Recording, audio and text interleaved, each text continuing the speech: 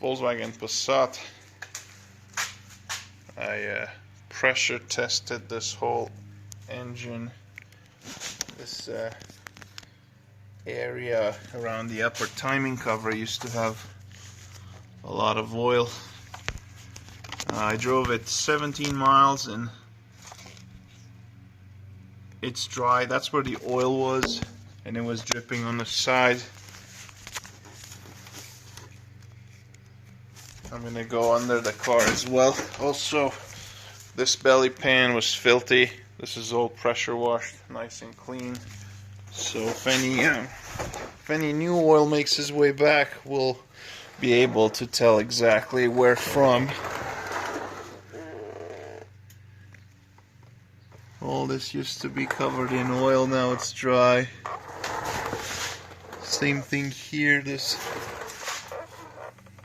corner, and then going back up there, which again, this is nice and dry now.